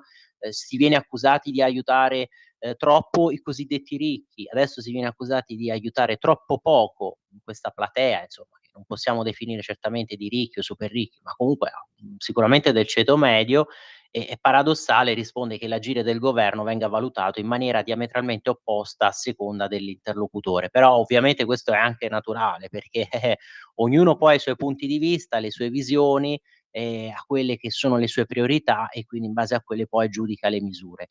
Una volta non si fa nulla per il ceto medio, un'altra volta non si fa abbastanza, un'altra ancora si fa troppo, perché c'è chi considera ricco chi guadagna 50.000 € all'anno. Al di là di questo, abbiamo realizzato quello che era possibile con le risorse a disposizione, fermo restando che per i lavoratori dipendenti sotto i 35.000 € c'è stato il recupero del fiscal drag. E non lo dice il governo Meloni o il vice ministro Leo, ma le analisi della BCE e della Banca d'Italia. E poi la domanda sui tanti emendamenti, no, presentati 5.742 emendamenti, di cui dicevamo 1.600 dai gruppi della maggioranza, quali le misure che potrebbero essere corrette? La nostra Costituzione parla chiaro, risponde Leo, il Parlamento è sovrano. Quindi laddove Camera e Senato modificassero delle misure, noi non potremmo che adeguarci. L'importante è che tutto avvenga a saldi invariati e con buon senso, perché l'Italia non può permettersi un salto nel buio. Rispettando questi paletti siamo aperti per esempio a valutare correzioni sul regime fiscale dei dividendi e dei dividendi delle società partecipate. E qui per esempio a pagina 8 invece del Corriere di oggi un'altra analisi di queste misure. Per esempio, no, lo stavamo ripetendo, per la cedolare al 26% per gli affitti brevi, il fronte contrario sugli immobili, sia la Lega che Fratelli d'Italia che noi moderati hanno presentato emendamenti alla legge di bilancio per sopprimere la norma che aumenta la cedolare secca sugli affitti brevi online dal 21 al 26% e che viene criticata anche dall'opposizione. E poi IMU, sconti sulle seconde case e sugli edifici inagibili, quali sono le regole e le novità, quindi le modifiche invece nel decreto appena pubblicato in Gazzetta Ufficiale. Cosa cambia tecnicamente con il nuovo decreto? Il decreto del 6 novembre non riscrive gli IMU, ma aggiorna soltanto alcuni criteri con cui i comuni possono modulare le aliquote. Ovviamente non viene toccata l'abolizione dell'IMU sulla prima casa in vigore dal 2014, ma per evitare che ogni amministrazione proceda in ordine sparso, in questi anni sono stati fissati quindi dei paletti nazionali che consentono ai sindaci una certa flessibilità, ed è in questo quadro che si aprono possibili margini di sconto per le case di vacanza, ma nulla è automatico. E in base a quali elementi il comune può ridurre l'aliquota? L'IMU sulle seconde case non è più legato solo all'aliquota standard, ma anche all'uso effettivo dell'immobile. Per esempio, una casa abitata solo per periodi limitati con utenze, luce, gas, acqua sospese per buona parte dell'anno può essere considerata non sfruttata in modo continuativo e quindi meritevole, almeno in teoria, di un'aliquota più bassa. Comune per comune si potrà quindi distinguere tra seconda casa che non genera reddito e immobile a vocazione turistica trattato invece in modo meno favorevole. E poi vi porto sulla Verità di oggi, vedo che sono già le 9:06 e poi dobbiamo far sentire anche l'intervista, collegarci con Matteo De Sio. Verità di oggi con poi questo che viene rinfacciato a Matteo Renzi, no, Renzi che ha provato di nuovo a tapparci la bocca, scornato, scrive Maurizio Belpietro. Matteo Renzi è il campione mondiale delle giravolte, il primatista assoluto dei voltafaccia. Vi ricordate, nel 2016 voleva la riforma della giustizia che piaceva a Silvio Berlusconi, ma ora che Carlo Nordio ha separato le carriere dei magistrati, pur di fare un dispetto a Giorgia Meloni, fa il tifo per il no al prossimo referendum. E nel 2018, dopo la sconfitta alle elezioni, provò a restare attaccato alla poltrona il segretario del PD, dicendo di voler impedire l'alleanza con i 5 Stelle. E basta quattrini facili all'Ucraina, vedete anche La Verità di oggi poi si sofferma su questo grande tema. Persino la Commissione europea adesso nutre dei dubbi, rivalutare i fondi a Kiev, Zelensky ci deve garantire trasparenza, con i nostri euro realizzano i water d'oro e parte delle armi vanno in mano ai trafficanti, e quindi la Lega che frena. Bisogna appunto fare chiarezza, fare luce su questi scandali di corruzione. Ma poi i casi, prima vi dicevo, no, questo senso di insicurezza, di sfiducia per le istituzioni, perché? Perché dipende anche da queste decisioni assurde. Vedete, la sgozzatrice del figlio era ok per i giudici, il report alla base della decisione sulle visite, difficoltà psicologiche superate brillantemente da Olena, che ha tagliato la gola al suo Giovanni. Le toghe fanno uscire di cella 2 stupratori e un assassino invece per obesità. Questo a pagina 6, ecco io vi ci porto un attimo perché anche qui, no, bisogna poi alla fine, ovviamente riflettere su certe decisioni. Vedete il report sulla sgozzatrice del figlio, difficoltà superate brillantemente. Olena, quindi secondo la relazione alla base della decisione del giudice, stava bene. Il padre del bambino perché poteva vederlo da sola? Documenti al Ministero di Nordio. Quindi numerosi segnali della sua pericolosità che erano evidenti ma sottovalutati. E poi qui l'analisi di Paolo Di Carlo, diritti e cavilli che spalancano le celle. Uno stupratore ai domiciliari, 2 violentatori scarcerati per inciampi procedurali, il killer liberato perché obeso e tabagista. La cronaca è piena di decisioni incredibili. E per esempio qui, no, il caso viene ricordato, il 23 agosto è stata la volta di un quarantenne bengalese arrestato a Marghera, Venezia, per aver aggredito e palpeggiato una giovane che stava raggiungendo la vicina stazione dopo la colazione in un bar. E quindi questo quarantenne bengalese. Fermato da una volante e riconosciuto dalla vittima, l'uomo era stato portato nel carcere di Santa Maria Maggiore, sentite qui, dopo l'interrogatorio di garanzia, come riporta il quotidiano La Nuova Venezia, il giudice Carlotta Franceschetti ha convalidato l'arresto ma ha ritenuto sufficiente la misura dell'obbligo di firma, motivandola con l'assenza di precedenti, un lavoro stabile e una situazione abitativa definita. L'uomo è così tornato in libertà nel giro di 2 giorni.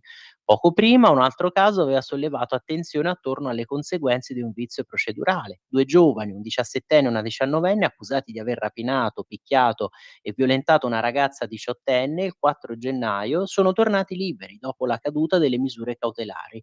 La procura per i minorenni di Napoli aveva depositato la richiesta di rinvio a giudizio oltre i termini previsti, facendo così decadere ogni restrizione. La vicenda era stata ricostruita quasi integralmente grazie alle telecamere e all'audio di una colonnina SOS. La ragazza stava passeggiando con il fidanzato quando i 2 aggressori li avevano bloccati con una pistola, derubati del cellulare di 40 € in contanti e costretto la giovane a subire atti sessuali sotto minaccia. Il primo dei 2 imputati, divenuto nel frattempo maggiorenne, era stato rimesso in libertà per decorrenza dei termini. E questi sono alcuni dei tanti scandali, no, di queste decisioni giudiziarie che lasciano sbigottiti e sconvolti. E poi la giravolta di Renzi, stavamo leggendo dalla prima pagina, dall'editoriale di Belpietro, che adesso fa il supporter dei giornalisti e poi prova ad imbavagliarci. L'ex premier ci ha accusato di diffamazione, quindi contro la verità, ma ha perso anche in appello. Il giudice ha escluso mistificazioni e offese. Il fan della libertà di stampa voleva scucirci ben 2 milioni. Per sostenere i costi dei 2 giudizi, il leader di Italia Viva ha speso ben 66.000 €. È legittimo far luce su tutto quanto è vicino a un soggetto in posizione apicale. Ma mentre ora difende i giornalisti minacciati, qui la domanda di Belpietro, a suo dire, da Giorgia Meloni in passato è giunto a querelare, ottenendo condanne e risarcimenti per decine di migliaia di euro, sia il Fatto Quotidiano sia Dagospia. La colpa del giornale di Marco Travaglio e del sito di Roberto D'Agostino averlo chiamato bullo e cazzaro, e qui lo abbiamo dovuto ridire.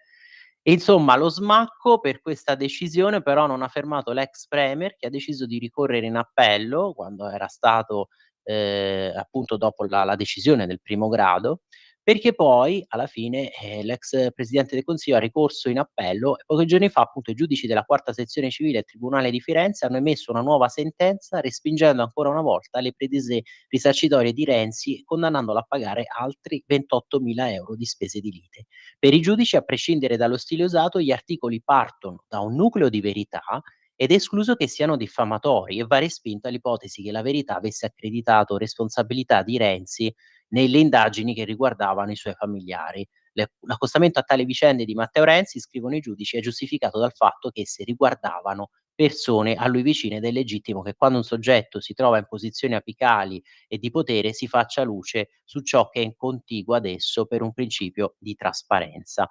Ma io prima di, far partire appunto il collegamento con Matteo, far sentire l'intervista, poi volevo anche segnalarvi, sempre sulla Verità di oggi, a pagina 15, quello che vi stavo anticipando, vi ci porto da qui, ecco, e cioè la riflessione di Paolo Del Debbio, le sofferenze dei cattolici. Vedete, mentre i fedeli scarseggiano, i vescovi pensano a predicare i dogmi green, sono diventati loro, insomma, i talebani del gretinismo. Quindi dalla COP30 in Brasile, i prelati che lanciano un appello per la conversione ecologica, una linea cieca a scapito dei credenti che cercano in Dio il mistero del sacro, i religiosi sono rimasti gli ultimi giapponesi a difendere senza freni le politiche sul clima. Questo dopo lo sconfessamento, lo dicevamo prima, proprio di uno come Bill Gates. Pensate un po', però a quanto pare, no, sermoni che sembrano i discorsi di Greta Thunberg. D'altronde perché andare a messa se è come ascoltare l'ONU o Greta Thunberg? E qui ovviamente, no, fa riferimento Paolo Del Debbio al fatto, vedete qui è scritto, che si trascuri la predicazione del mistero di Dio e del sacro, che possono fornire un senso alla vita umana. Perché mai uno dovrebbe andare in chiesa se poi deve seguire e sentirsi questi discorsi? La conclusione: questo Papa sembra che lentamente stia cambiando direzione e stia tornando a parlare di ciò che è specifico della Chiesa. La Chiesa appunto vanta una sua dottrina sociale dal 1891, con la iniziale enciclica Rerum Novarum di Leone XIII, ma questa non può prevalere sulla predicazione sui misteri della fede cristiana. Pensate anche solo al tema dei novissimi. Speriamo che prosegua su questa linea, altrimenti si va verso lo sfascio e siamo pure a buon punto. L'amara conclusione di Del Debbio. E poi il giornale di oggi E poi ovviamente ci torniamo su altri articoli, le altre testate, però era intanto per darvi un primo quadro, un'anteprima, e cioè esattamente, eccoci a pagina 19 del giornale. Io intanto vi inquadro, ecco, vedete la prima pagina con anche l'editoriale qui di Alessandro Sallusti, La Repubblica degli allarmi, gli allarmi, no, sempre strombazzati dalla sinistra. Qui lui poi riporta nell'esordio questa frase che era del presidente Abramo Lincoln: viviamo in mezzo agli allarmi, l'ansia offusca il futuro e ci aspettiamo qualche nuovo disastro con ogni giornale che leggiamo. Diceva il 16° presidente degli Stati Uniti Abramo Lincoln già un secolo e mezzo fa. Ma appunto, scrive Sallusti, gli specialisti di questi allarmi adesso sono soprattutto Ellis, Line e Freds e compagni, no? Sulla ovviamente manovra finanziaria, su questa destra. Vi risparmio anche l'editoriale di oggi di Giannini su Repubblica, anzi no, poi magari ve lo cito, ve lo faccio vedere anche soltanto per farvi capire il tenore proprio, anche le parole stesse usate quando lui definisce questa la destra delle tenebre, già solo con quel linguaggio così fazioso, questo fa capire insomma l'atteggiamento sempre pregiudiziale. Però l'intervista, scusate, non l'intervista, ma la riflessione proprio del generale Roberto Vannacci, vi racconto la mia verità sul fascismo, questo che segue a pagina 19. Perché è significativa questa analisi? Perché appunto tutto questo strombazzare contro di lui, questa polemica, quando lui spiega: io alla fine in quel post ho solo spiegato che alla fine il fascismo è arrivato al potere usando gli strumenti di una democrazia, gli strumenti comunque della procedura parlamentare, con questa marcia su Roma che non è stata, diciamo, questa colpo di stato, una sorta di guerra civile come per esempio è accaduta nella Spagna poi franchista, e che attraverso queste procedure legali poi alla fine è arrivato ovviamente a poi realizzare però una dittatura totalitaria, e sappiamo con quali orrori, le leggi razziali e non solo. E poi giustamente lui qua fa anche presente che delle leggi di discriminazioni razziali però esistevano anche negli Stati Uniti. Quindi lui cosa ha scritto? Il tanto vituperato post su Facebook, vedete qui siamo a pagina 19, la mia verità sul fascismo. Tanto vituperato post su Facebook riporta in virgolettato la frase di uno storico, Francesco Perfetti, e una serie di verità inconfutabili circa le elezioni del 21, in esito alle quali Mussolini fu eletto deputato, e sull'approvazione delle leggi dal 23 al 38 avvenuta rispettando formalmente le procedure dello Statuto Albertino. Ma allora come mai tanto accanimento per aver riportato l'opinione di uno studioso e per aver elencato fatti riscontrabili e facilmente verificabili tramite le consultazioni di archivio, magari di qualche libro non facilmente reperibile nelle scuole? E poi il parallelismo. Per esempio, anche nell'Italia repubblicana post-fascista sono rimaste in piedi delle norme votate dal Parlamento, o comunque delle norme che in ogni caso erano sicuramente lontane dalla sensibilità dei cittadini. Per esempio, no, quella che considerava lo stupro un reato contro la morale e non contro la persona, contro la libertà di autodeterminazione della vittima, della persona offesa, della donna. Grazie a una legge della Repubblica approvata dal Parlamento, lo stupro era considerato un reato contro la morale sino al 96. Questa legge era esecrabile, a prescindere che fosse approvata o meno da un Parlamento. E lo stesso dicasi per il delitto d'onore, esistente sino al 1981, che consentiva di ridurre la pena per chi uccideva una donna per difendere l'onore familiare. Pensate un po', ecco, questo oggi per il nostro sentire comune veramente ci fa venire i brividi, no? Sembra una roba veramente da medioevo, esecrabile. Oppure negli Stati Uniti, qui prosegue Vannacci, le leggi Jim Crow, valide sino al 1964 e che stabilivano la segregazione razziale, altra pagina vergognosa, scandalosa, no? Sapete, erano state approvate dai governi dei vari stati e confermate dalla Corte Suprema degli Stati Uniti d'America, ma ciò non le rendeva meno esecrabili. Insomma, poi alla fine la conclusione, per esempio la legge Guessot che vieta la contestazione delle conclusioni del processo di Norimberga, la legge che riconosce il genocidio armeno contestata dai turchi, la legge Taubira che definisce la tratta negriera come un crimine contro l'umanità. Esse insinuano che la legge è idonea a decidere della verità storica, e qui la conclusione che secondo me invece può essere divisiva, può trovarci non d'accordo, il che è un'aberrazione. alimentano pentimenti pubblici che, spingendo a ricordare il passato come un crimine, funzionano come altrettanti avvertimenti retroattivi e miti incapacitanti. Ora speriamo di non essere condannato per aver virgolettato proprio Alain de Benoist. Però attenzione, perché se una verità storica è stata ricostruita, è pacificamente, no, chiarita, è ovvio che se poi quella verità storica riguarda fatti di cui insomma sicuramente ci si deve vergognare, non ha nemmeno tanto senso poi diffondere ancora quelle idee, e probabilmente, certe idee che sono, no, una istigazione all'odio e alla violenza, per quanto si possa essere un regime liberale, però sicuramente non si può poi permettere che quelle idee possano essere cavalcate, questo è il nostro avviso, possano essere cavalcate, diffuse e propagate. Questa è la grande questione poi sulla libertà di espressione, quando però, si esprimono delle idee che sono appunto un inno alla violenza, sono un'istigazione alla violenza. 9:20, Natalia, tu me l'hai ricordato, allora assolutamente facciamo così, facciamo sentire l'intervista all'onorevole Pretto e poi ci colleghiamo a Matteo De Sio proprio per il capitolo americano e il capitolo sulla riforma della giustizia. In Veneto noi abbiamo certamente una pinnata vincente sulla quale stiamo spingendo. Abbiamo un candidato giovane ma anche preparato, capace, dinamico, che ha dimostrato di saper crescere all'interno degli ambienti politici e istituzionali e che quindi potrà dare tantissimo al Veneto. Insieme a lui abbiamo Luca Zaia, che ha dimostrato in 15 anni di amministrazione di aver fatto vedere a tanti amministratori al di fuori della nostra regione quanto il Veneto possa essere governato bene, con capacità e con serietà.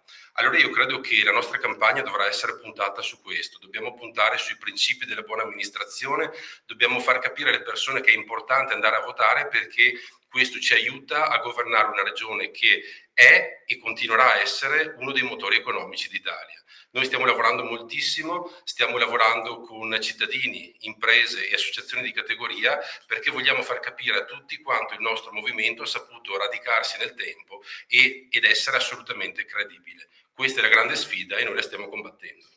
Ecco, onorevole, poi con lei invece torniamo ad un tema del quale ci eravamo già occupati, e cioè quelli che sono gli aggiornamenti dalla Commissione Giustizia e soprattutto per il tema dell'antimafia, perché ci stava spiegando prima che anche una misura di cui appunto lei si era occupata verrà inserita anche nel programma proprio trasfuso per il programma elettorale di queste elezioni del Veneto.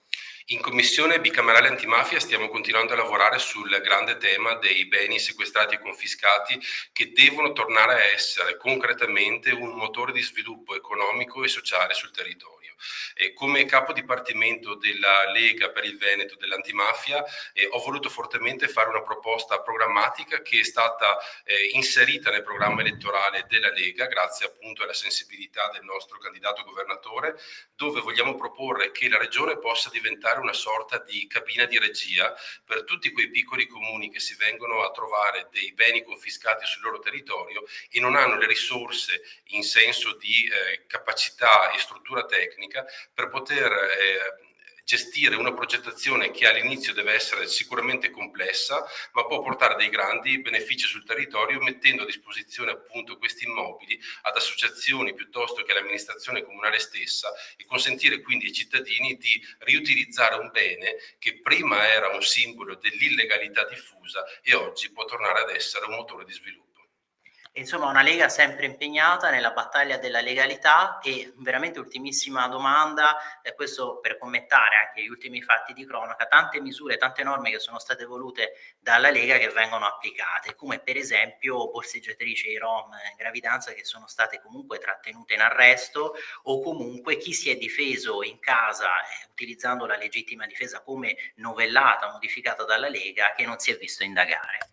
Questo è esattamente l'esempio che c'è una politica che funziona, c'è una politica che sa ascoltare il territorio, che sa farsi carico delle tante istanze che ci vengono trasmesse e sa soprattutto trasformarle in provvedimenti normativi che poi vanno concretamente a cambiare la vita delle persone. Sappiamo che questo è un percorso difficile, ma è anche un percorso assolutamente stimolante. Per farlo però abbiamo bisogno degli elettori che possano continuare a votarci e che possano farlo convintamente in tutte quelle scadenze che ci saranno, e la prima e quella più importante per noi è quella delle elezioni regionali del Veneto.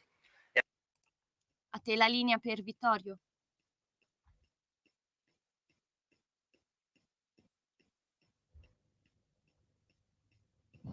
Pier Vittorio, a te la linea.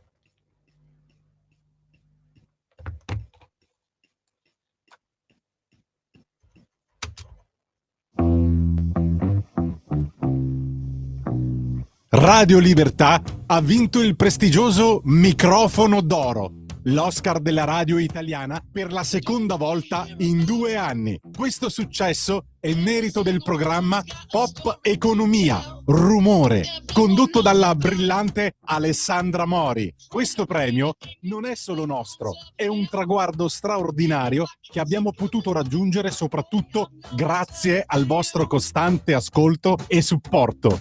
Auguri a tutti noi, voi siete i veri campioni.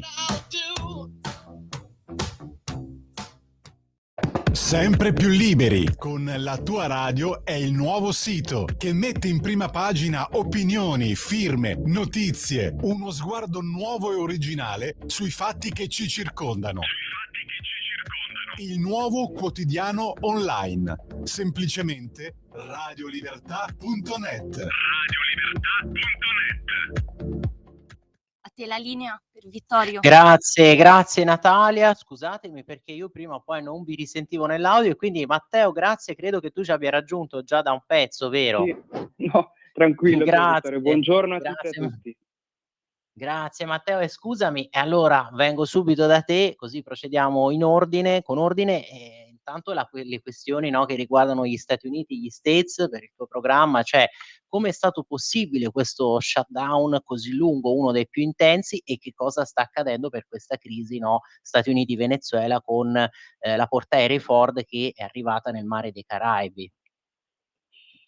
Sono due tematiche molto, molto importanti perché lo shutdown non è purtroppo per gli Stati Uniti solo questione di, ovviamente, lavori legislativi rallentati o fermi appunto perché non vi è un governo federale, ma la problematica più grande sono i 43 giorni in cui i lavoratori proprio federali non hanno ricevuto la propria paga, il proprio salario, quindi si sono trovati da un giorno all'altro senza stipendio. Problematiche dello shutdown che, come sempre, sono nate per colpa di questo ambiente negli Stati Uniti politico molto, molto radicalizzato, sempre di più, e che bisogna cercare in ogni modo di affondare l'avversario, anche se a farne le spese sono le persone normali, le persone comuni.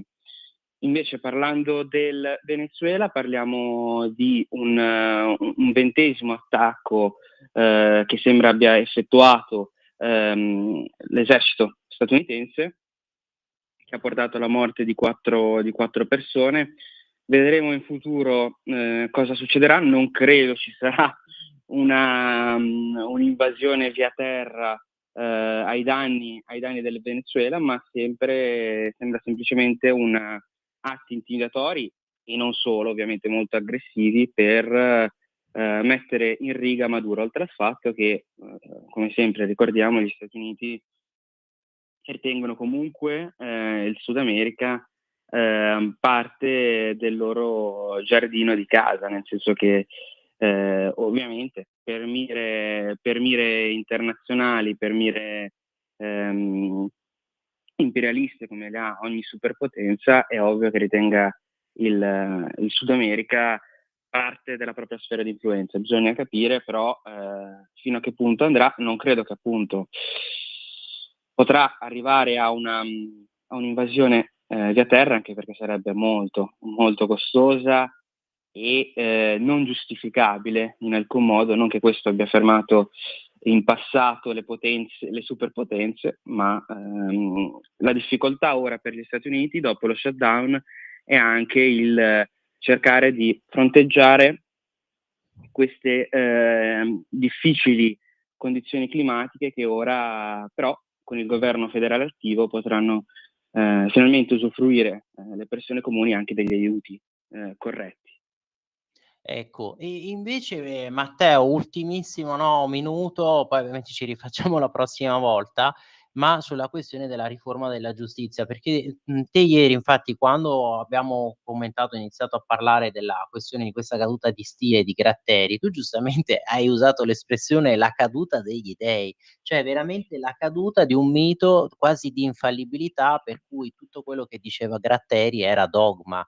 E invece un grosso scivolone, perché usare questa intervista fasulla, poi lui si è scusato, ha detto: persone poco serie me l'hanno citata, però insomma le ragioni del no si indeboliscono. Io poi oggi vi segnalo l'articolo a pagina 8 del Tempo con l'intervento della vedova di Tortora, che fu vittima, vi ricordate, di quell'episodio di Malagiustizia, in campo proprio per il sì alla riforma. Esatto, diciamo caduta degli dei, nel senso che persino una persona acculturata e nell'ambito proprio della giustizia, quindi sgamata, come direbbero i giovani, molto giovani, si è fatto fregare da una notizia, da una fake news, quindi parliamo di qualcuno che si è fatto intortare nel proprio ambito di riferimento, soprattutto una citazione a Falcone, che è stato un grandissimo. E quindi Gratteri dovrebbe conoscere le parole stesse di uno dei più grandi magistrati. Parliamo di un fronte del no che quindi decade, ma nel senso che io consiglio sempre ai nostri ascoltatori di leggere la riforma, di leggere ovviamente le motivazioni e non basarsi su chi dice cosa, ma su argomentazioni serie sul fatto che purtroppo, come la stessa vedova di Tortora, succede, cioè che bisogna dare responsabilità anche ai magistrati nel caso sbaglino nel proprio lavoro. Assolutamente sì, e questo è un tema, no, su cui tanti poi sono intervenuti, anche per esempio il collega Antonino Danna, che salutiamo, che a breve ci sarà, nello Zoom credo sì, 2 sere fa, che ci ha spiegato appunto come poi alla fine il grosso problema sia questo, che manchi una vera responsabilità civile del magistrato quando commette, no, degli errori macroscopici, quindi con colpa grave o addirittura in ipotesi di dolo. Ma allora sono le 9:31, prima dei saluti finali, a te Matteo l'ultimo flash, un'anticipazione sul Te la rido io l'America di lunedì, se c'è qualche tema, ovviamente non so se proprio la crisi adesso venezuelana o c'è qualche altra chicca che poi ci vuoi anticipare. Diciamo che descriverò in sintesi ovviamente tutte le problematiche che ha portato allo shutdown, oltre a quelle che abbiamo elencato qui in trasmissione, e parleremo ovviamente delle ultime novità a livello internazionale, che come sappiamo poi nel weekend la situazione divampa ancora di più. Grazie Pier per avermi avuto qui come ospite. Grazie a te, e allora io ringrazio tutti voi, ringrazio ovviamente Natalia per la pazienza e ovviamente buona continuazione qui su Radio Libertà. Vi ricordo sempre che appunto dovete essere liberi, forti e senza paura. Grazie ancora, buon weekend a tutti. Avete ascoltato la rassegna stampa.